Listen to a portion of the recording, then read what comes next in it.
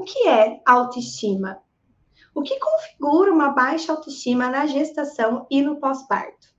Será que a autoestima é só sobre aparência física? Essa e outras perguntas a gente vai responder aqui no episódio de hoje. Sejam muito bem-vindas e bem-vindos a mais um episódio do programa Psicologia Perinatal em Foco. Eu sou Jéssica Castro. Eu sou Sara Stephanie. E eu, Rafaela Esquiavo.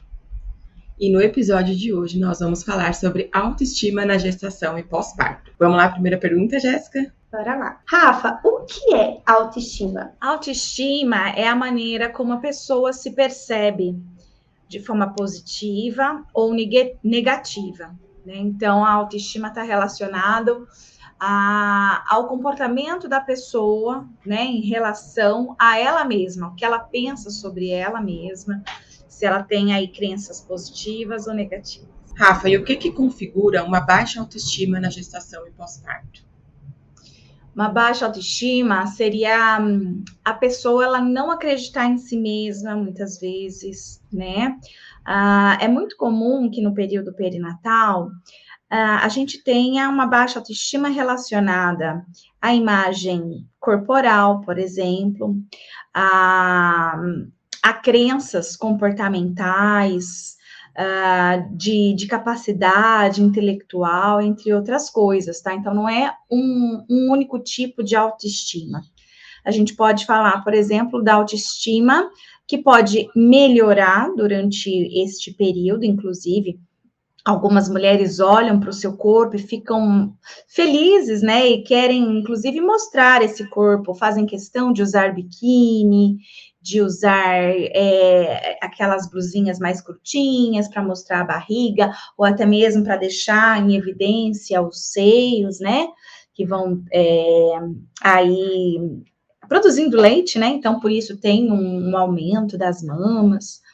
Mas existem aquelas também que começam a ter uma baixa autoestima nesse sentido, de imagem corporal. Então, olha para o seu corpo e às vezes se vê gorda, se vê inchada, a pele, cabelo, começa a trazer uma série de coisas, né, de autocríticas, né, em relação à sua aparência física. Então, a gente tem tanto aquela que tem a melhora, quanto aquela que tem uma piora. Não necessariamente nós vamos pensar em autoestima no período perinatal como alguém que já vem de uma vida, né, de uma história, de uma trajetória de alta ou baixa estima, tá? Então, assim, pode acontecer de só no período perinatal ter essa elevação, nessa percepção positiva ou a percepção negativa. Pode acontecer isso só durante o período perinatal. Mas se a gente está falando, por exemplo, de uma personalidade, de alguém, né, que já ao longo da vida apresentava baixa autoestima, isso influencia também no período perinatal, consequentemente, tá?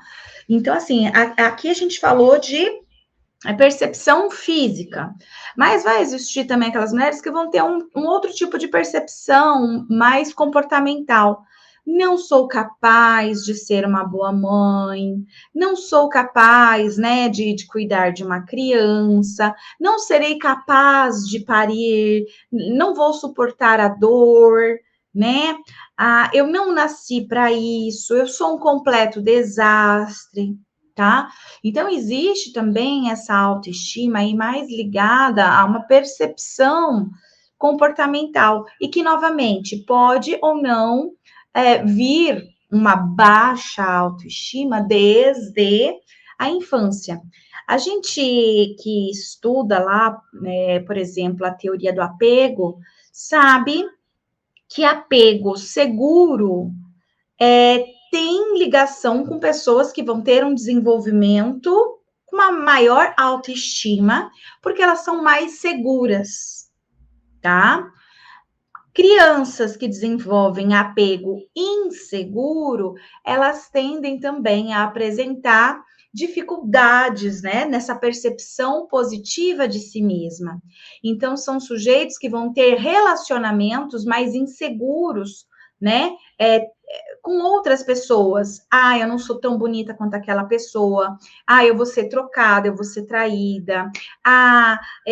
Eu não devo confiar nas pessoas, né? Eu não posso ter um melhor amigo, uma melhor amiga, porque eu não posso confiar nas pessoas. Ou, eu sou chata demais para alguém querer ser meu amigo, né? Então, essas questões também da formação, da identidade dos sujeitos, essa nossa relação social, vai também influenciando nessa nossa percepção positiva ou negativa, tá? Para quem aí trabalha com psicanálise, o próprio Freud, quando ele vai descrever a fase anal, né? Então, a gente tem lá a fase oral, anal, fálica, genital, né? E a latência aí entre a fálica e a genital. Mas na fase oral é a fase em que a criança, então, aprende a controlar os esfíncteres, né? A expulsão e retenção das fezes. Então, por volta lá dos 3 anos, quando a criança começa a ter esse controle, ela vai fazer o treino, né? O piniquinho, essas coisas, é a fase que elas mais gostam de falar de cocô. E se a mãe não ficar atenta, né, essa criança vai até pegar o cocô, né? Então, é aquela coisa, se ela tem lá nos seus cuidadores primários, né, aquelas pessoas que recebem esse produto, o cocô, né, de forma positiva, a mensagem que passa para a construção da personalidade dessa criança é: os seus produtos são bons, você é boa. Tá? Eles são bem-vindos. Manda o seu cocô para cá, vamos dar tchau pro cocô, vamos, né, dar parabéns que fez cocô, coisas assim. Agora, se é mal recebido, por exemplo, né, esse produto que a criança entrega para o mundo, muitas vezes de presente para esses cuidadores primários, e não é bem recebido, então isso pode afetar também a percepção que esse sujeito vai construindo sobre si mesmo. O que eu entrego para o mundo é ruim, não é bem recebido, então eu não sou bom, percebe? Então, lá na nossa infância, existe essa construção da autoestima, né? Pelas nossas primeiras relações com as nossas figuras parentais, as figuras de cuidado primário, as nossas relações sociais também na escola, elas vão fazer toda a diferença também. Como que o professor me trata? Com estrelinhas, positivo, parabéns, ou você é burro, você não aprende, você não vai ser ninguém na vida. O que eu escuto na escola dos meus professores? O que eu escuto na escola dos meus colegas, né? Bullying, por exemplo, né? Hoje existe um nome, na minha época, né, a gente não tinha a palavra bullying, mas as crianças, né, sofriam, né, com preconceito, discriminação, vários tipos de apelidos, cantigas muito maldosas, né, que se cantava para as crianças e tal, as crianças cantando para outras, né, na hora do intervalo. Então, essa experiência não só com as figuras parentais, mas com as figuras de relacionamento que as crianças vão tendo a partir do momento que elas ingressam também no ambiente escolar, vão fazer diferença, tá? E aí, então, a gente vai internalizando essa mensagem, né, que o mundo passa sobre mim. Então, se o mundo me recebe bem, né, provavelmente eu tenho uma percepção de valores positivos em mim e consigo ter uma relação com o mundo de uma melhor autoestima. Agora, se o mundo, né, ele age de forma negativa comigo, não recebe bem a minha fala, os meus produtos, a forma como eu me comporto, a minha personalidade, a minha identidade, isso mexe comigo e eu também vou tendo, consequentemente, aí também uma baixa autoestima, tá? É claro que isso não é para todo mundo, é claro que vão existir fatores de risco e proteção em todos os ambientes nas fases de desenvolvimento humano, mas, né, isso vai influenciar em menor ou maior grau. E aí, no período de gestação, eu posso tanto manifestar autoestima ou baixa autoestima por conta de fatos que estão acontecendo naquele momento, ou por conta também dessa minha trajetória, desta minha história, tá? Que já me faz chegar neste período com um tipo de pensamento, de crença sobre a minha aparência, sobre a minha identidade, personalidade, comportamento, forma de estar no mundo, tá? Rafa, então a autoestima não é só sobre aparência física, né? Perfeito. A autoestima não é só sobre aparência física. A autoestima está relacionada para além disso, né? Então, é como eu me percebo também nas minhas características psicológicas, comportamentais, tá? De relacionamento, de afeto, entre outras coisas. E como que o trabalho pode afetar na autoestima da mulher no período perinatal? Certo, o trabalho é um importante fator que influencia, às vezes, negativamente na autoestima de mulheres no período perinatal. Frequentemente, a gente recebe queixas na nossa clínica de mulheres que estavam indo bem no seu local de trabalho até que engravidam. Quando essa mulher engravida, muitas vezes ela vai sofrer preconceito e discriminação no ambiente de trabalho. Além de que, às vezes, a gente já passa por isso um pouquinho antes de engravidar. Só pelo fato de ser mulher, existem empresas que não contratam, porque mulher em fase de idade reprodutiva engravida, né? Então, já sofre com isso a discrepância de salários de homens e mulheres, né? Por conta disso. Então, assim, imaginem vocês, uma mulher, né? Algumas de vocês já devem até ter passado por isso, mas o fato é que a gente trabalha, né, em um determinado setor, e aí, de repente, começa a vir uma sensação, né, de eu não consigo mais fazer essa tarefa como eu fazia antes, né? As pessoas não estão mais me respeitando como me respeitavam antes, as pessoas estão me tratando de uma forma diferente, eu estou vendo olhares diferentes, eu escuto cochichos, as pessoas me tiram de um setor e me levam para outro, eu sinto vergonha de ter que falar que eu vou ter que faltar porque eu vou fazer um pré-natal, vou fazer um ultrassom, ou porque eu não estou me sentindo bem, né? Então, assim, o ambiente de trabalho, ele pode ser, sim, um fator de risco aí para alteração, né, na autoestima da mulher. Então, ela pode apresentar uma baixa estima, e aqui a gente não está falando de questão física, né, como foi a pergunta, aí se autoestima tem a ver só com o físico e tal, né, mas de capacidade. Ela começa a sentir que as pessoas entendem que ela não é mais tão capaz quanto antes, né? Então, ela começa a se sentir desvalorizada naquele ambiente de trabalho. Ela tem a licença maternidade, e quando ela volta dessa licença maternidade, ainda no puerpério, no pós-parto, ela também pode continuar sofrendo, né? Preconceito, discriminação, porque agora ela tem que amamentar, ou questões de como as pessoas param de convidar ela para ir para os happy hours, já que ela não pode mais beber a cervejinha, a caipirinha, né? Então, ela fica uma pessoa chata, né? Na visão de alguns colegas e não convida mais. Então, ela começa a ter uma baixa autoestima. Aquela rede de amizade que ela tinha, de conversas, parece que ela não pode mais, né?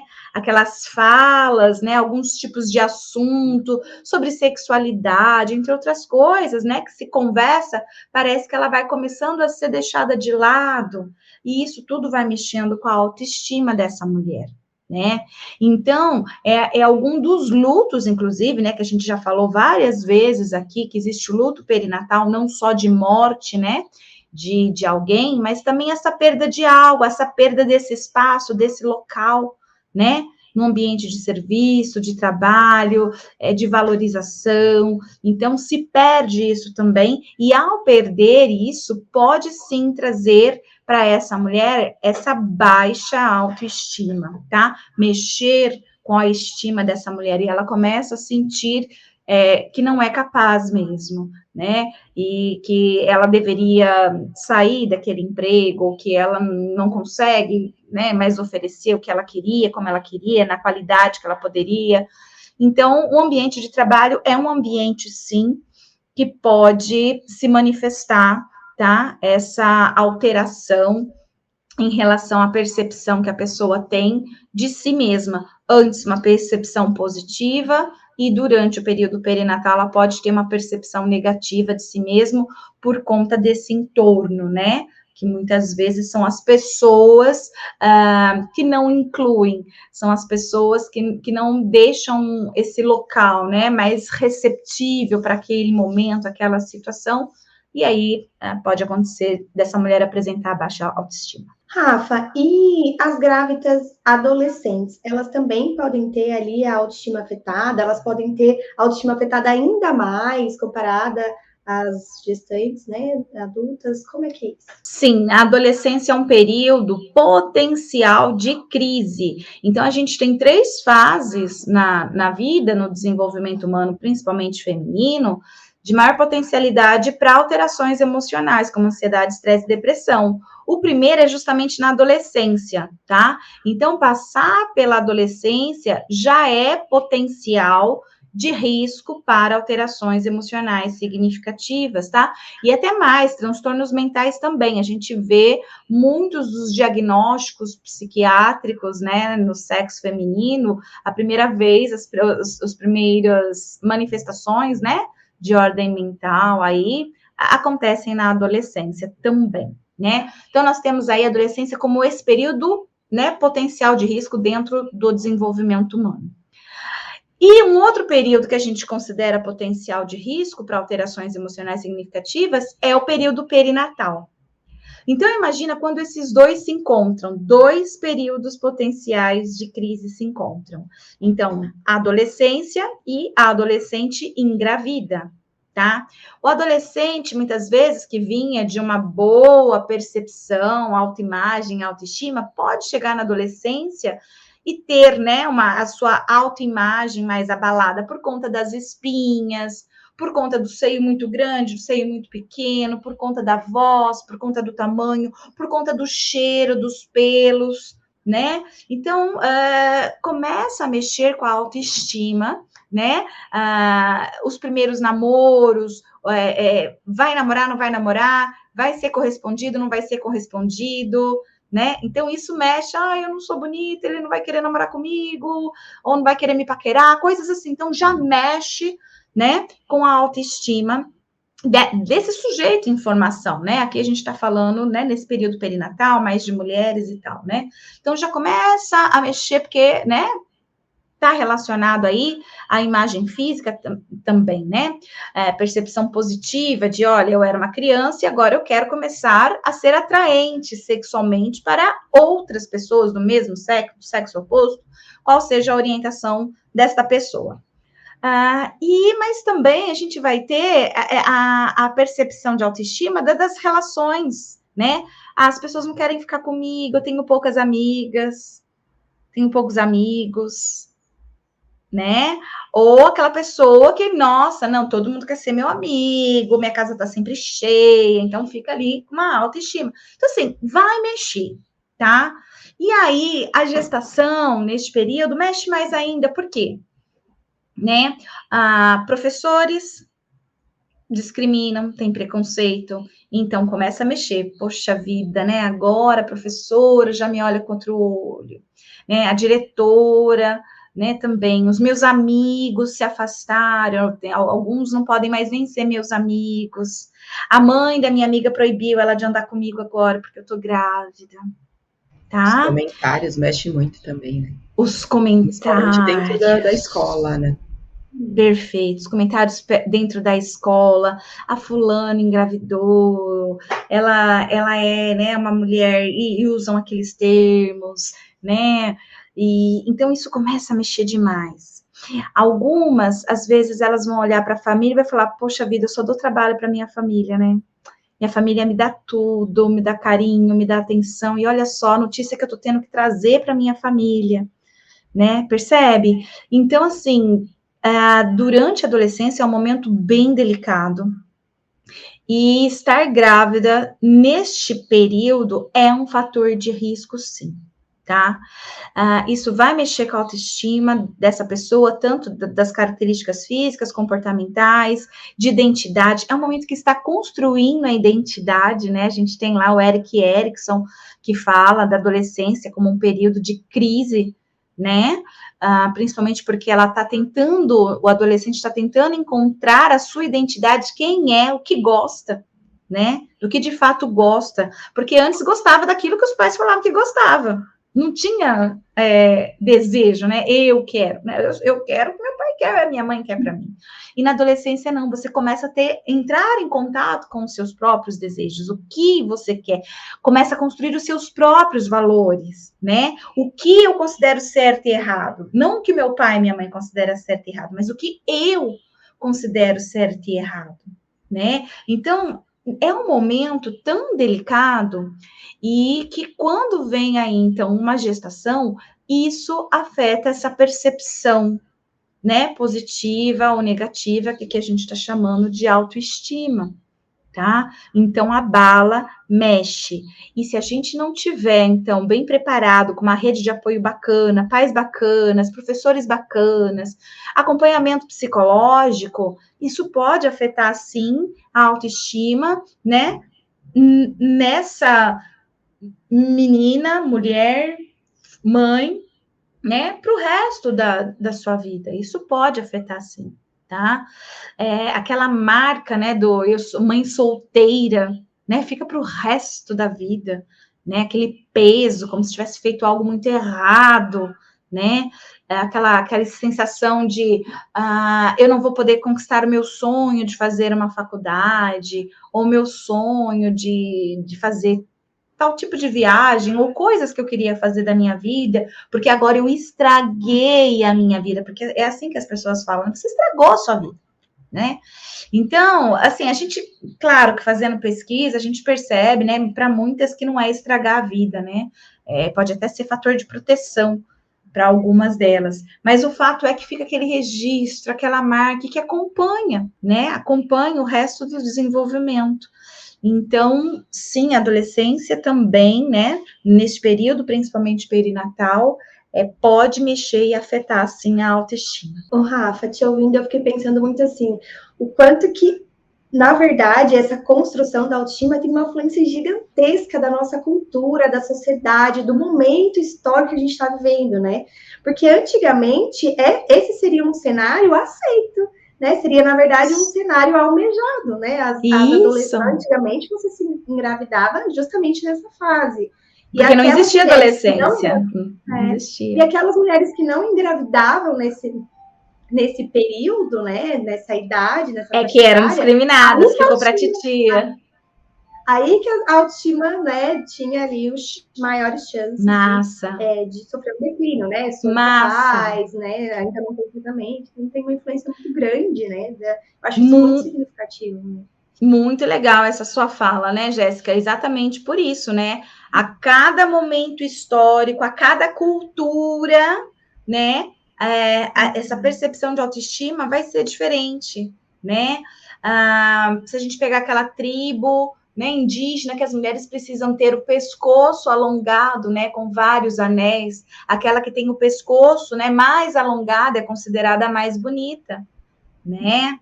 Se a gente pegar outras épocas, as mulheres mais gordinhas, né, elas eram as mais valorizadas, por quê? Né? Você não tem aonde estocar comida, então aquelas que comem é que tem dinheiro para comer, né? Você não tinha geladeira, você não tinha, né? Então, assim, ou você pertencia a uma classe que come, aquela, né? Corre lá comer, ou você, né? Tá comendo o dia inteiro, então, né? Tem a ver com aristocracia, dinheiro. Se a gente pegar no Japão, mulheres enfaixando seus pés para ele ficar minúsculo e fica aquele pé deformado, inclusive, muitas mulheres eram, né, na época, tinham que ser andadas carregadas, né, porque não tinha equilíbrio, o pé ficava deformado e não tinha função, mas para ser bonita e ser, né, o homem querer para casar tem que ter o pé pequeno, né? Então, é muito interessante isso que você traz, porque a autoestima, ela está ligada a essa condição social, histórica, cultural. Então, se a gente não se encaixa dentro dos padrões de normalidade, né, de uma cultura que quem decide não é a natureza, é o homem, e geralmente homem mesmo e não mulher, e geralmente os que são detentores, né, do poder, do dinheiro, né? Então acaba vindo essa hierarquia, né, essa ordem de padronizar, e quando a gente não consegue atingir este padrão, né, cultural e não algo que é dado na natureza, aí muitas vezes isso mexe, portanto, com a autoestima, né, das pessoas. O Rafa, e a via de parto? Mexe com a autoestima da mulher? Via de parto também eu vejo bastante na nossa clínica perinatal que mexe. Existem algumas mulheres que têm uma autocobrança enorme pela via de parto normal, né? Então, tudo bem, aqui a gente não vai entrar na discussão que a gente tem cesárea, que a gente tem um monte de gente com medo de parto normal e tal. Mas existem muitas mulheres que elas se instruem, têm conhecimento e querem, por tudo, que, né, ter um parto normal e, de preferência, humanizado, né? Então, ela paga doula, vai atrás de obstetra humanizado. Então, ela faz tudo que ela pode para ter esse parto dos sonhos. E existe uma porcentagem de mulheres que não vão conseguir, que muitas vezes vão ter que partir para uma cesárea, que vão ter que sair, às vezes, da casa e ir para o hospital.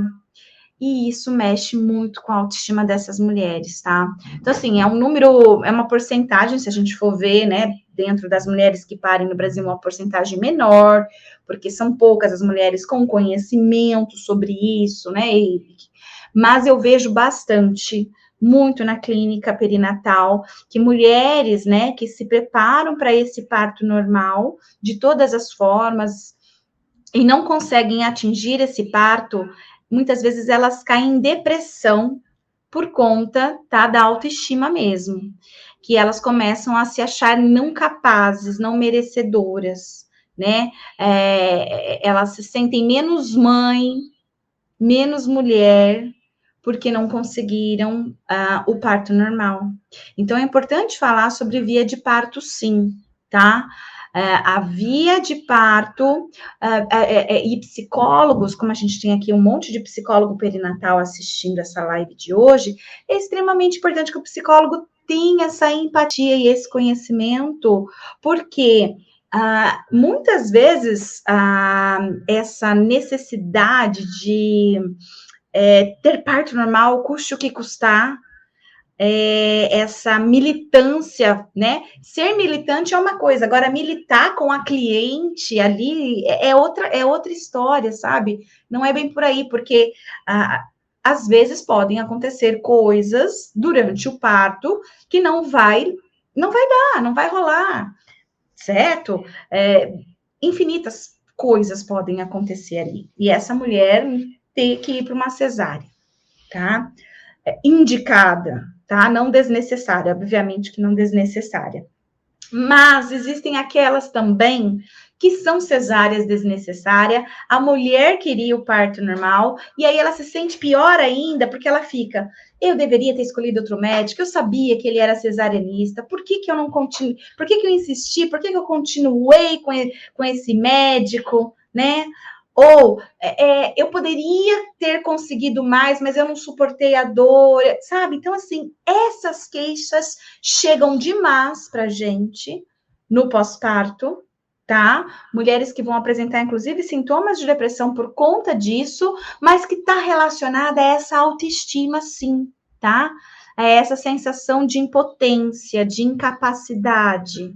Então, então, olha só. Olha como é importante o psicólogo perinatal. Para um bom prognóstico de que o parto vai ser normal, eu preciso, inclusive, ver a relação que ela tem ali de apego, né, com os pais. Porque se ela teve um apego inseguro, Ela pode ter feito treinamento, ter doula, ter ido, né, planejado, mas aí fica aquela mãezinha na cabeça dela falando: você não vai ser uma boa mãe, você não vai conseguir. Você não sabe cuidar das suas bonecas, olha só o jeito que você trata as suas bonecas, é assim que você vai tratar seu filho quando nascer?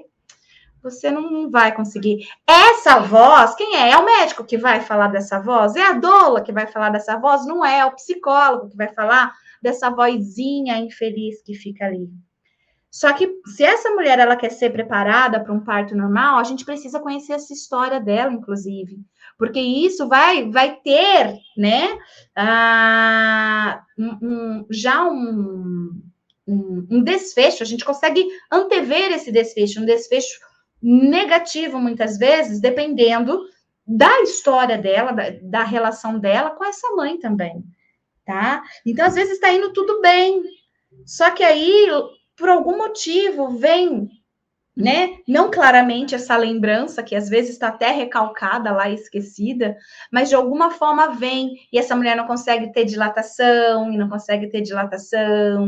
e aí vai partindo, né, para uma cesárea, algo assim. E é onde essa mulher, ela fica: eu sabia que eu não ia conseguir, eu não sou capaz, né, e tudo mais. Então, assim, olha que importância para a gente não pegar essa mulher só lá no pós-parto, como a maioria tem acontecido. Se a gente pega essa mulher antes, a preparação do parto que o psicólogo faz não é ficar treinando a mulher para respirar, né? Ou fazer tipos de massagem. Isso aí é com a doula. Tudo bem, se o psicólogo quiser, souber, tiver domínio, fazer também. O nosso papel é investigar, inclusive, essas relações parentais, como que elas estarão na hora do parto. Porque esse fantasma pode vir na hora do parto e interferir, sim, na autoestima dessa mulher e no desfecho, então, de um parto normal bem-sucedido, tá? Então, a autoestima está associada também à via de parto, sim, tá? E inclusive, pode trazer adoecimento para essa mulher no pós-parto, caso ela não consiga que os seus desejos ali, né, possam ser realizados. Rafa, e a notícia de que o bebê pode ter ali alguma deficiência, algum tipo de síndrome ou anomalia também pode afetar a autoestima da mulher? Sim, também afeta. O bebê é como se fosse um cartão de visita da mulher, né? Então, todas as mulheres, quando elas têm um bebê, elas têm ali aquele bebê idealizado, né? Com características físicas, comportamentais e tudo mais, né? Então, toda mãe se enche de orgulho quando alguém fala: que bebê lindo, meu Deus, esse bebê tinha que ser capa de revista, ai, manda para agência não sei da onde, porque esse é bebê de comercial, né? Então, assim, porque tá falando do bebê, tá falando dela, né? Tá falando: olha, é meu produto, olha como eu produzo coisas boas para esse mundo, agradável aos olhos das pessoas.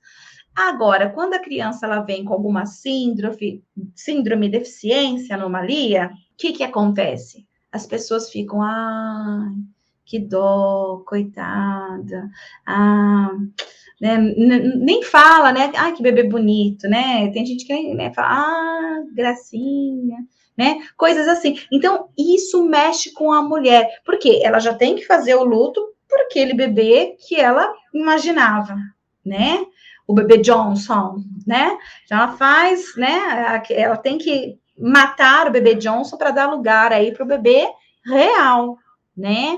E por mais que ela ame aquele bebê, se dedique e tudo mais, a sociedade que não sabe lidar e acolher essas situações, né? Influencia, sim, na autoestima dessa mulher. Então, ela começa a pensar: onde foi que eu errei? O que é que foi que eu fiz? Ela começa a se culpar por aquela situação, tá? E vem aquela mentalidade de meus produtos são defeituosos, o que eu entrego para o mundo não é algo bom, né? O mundo não valoriza o que eu entrego para ele, veio com defeito, sabe? É nesse espaço, né? Que a gente precisa trabalhar, porque isso também vai mexer com a autoestima desta mulher. Percebe, né? Que se a gente for avaliar o desenvolvimento dessa mulher, se ela tinha uma autoestima e acontece isso, ela consegue, às vezes, ter recursos, fatores de proteção outros para se apegar, e, claro, ter aí, né, fazer o luto e tudo mais, e conseguir ter uma boa autoestima, com algumas falhas, escorregadinho um pouquinho, mas continua, do que se a gente está falando de uma mãe que já vinha, né, de uma baixa autoestima por apego inseguro, por relação com as figuras parentais, né, de forma mais negativa, você não vai ser ninguém na vida, você não faz nada direito, sua irmã é melhor do que você, né? Olha, por que você não aprende com a sua irmã? Sabe, coisas assim, a criança ela vai internalizando, vai ficando, né, cada vez com menos autoestima, né? Vai baixando. Vai para a escola, a mesma coisa, né? Chega lá, professor, colegas, né? Só que, né, traz coisas negativas. Então, essa pessoa, quando chega numa situação como essa e vê lá, bebê vai nascer, então, com uma síndrome, reforça ainda mais aquela ideia que lá do passado ela vem construindo. Então, o mundo desmorona, né? E aí aquela baixa autoestima toma espaço daquele lugar, né? E é uma mulher que vai apresentar alterações emocionais significativas, vai precisar do nosso atendimento, acolhimento, né? A psicoterapia, entre outras coisas.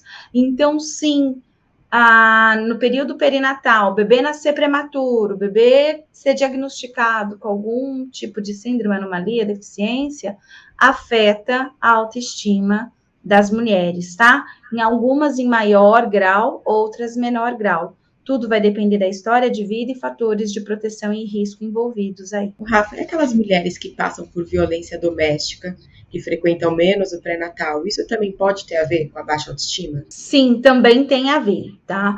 Então, a gente sabe que mulheres que passam por violência doméstica, agredidas fisicamente, psicologicamente, elas são mulheres já de uma baixa autoestima, tá? Então, elas já têm baixa autoestima, e convivem com essa pessoa, então, muitas vezes elas falam, ruim com ele, pior sem ele, falas assim, parece que fazem, né, parte do discurso de algumas dessas mulheres, e que tem tudo a ver também com a sua trajetória, com a sua história de vida. A gente sabe que são mulheres que foram também violentadas desde sua infância, pelas suas figuras parentais, novamente também durante a escola, tá?